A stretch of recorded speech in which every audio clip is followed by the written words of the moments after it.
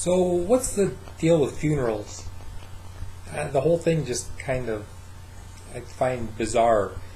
You know, you got someone who has been like in this horrible accident, they're all mangled, disfigured, or you got someone that's been sick for a long time and they're all gaunt and pale and they're all yellow, they look horrible. Or you got this real old person, you know, they're all withered. And then you take them, you know, after they die, and you go and then you suck all their blood out and you pump some kind of chemicals into them. Then you stick them in a box, and then people gather around, look, and say, "Wow, they look wonderful. Aunt Martha's never looked so good in her life." You know, you look better when you're dead than when you're alive. And what's that saying about you?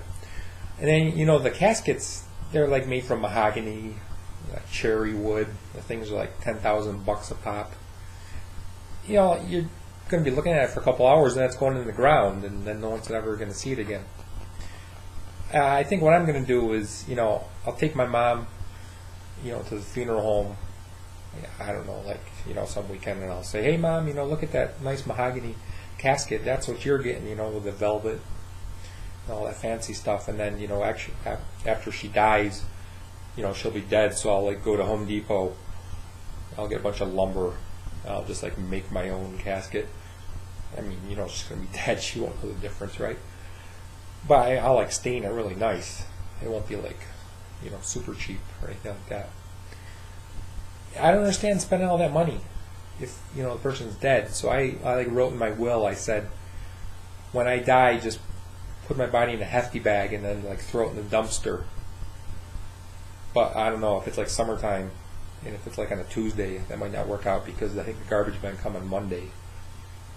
So if like cats and rats and crows are getting in there and picking away, might be like body parts all scattered by the time the guys come the next Monday, so that might not work out too well.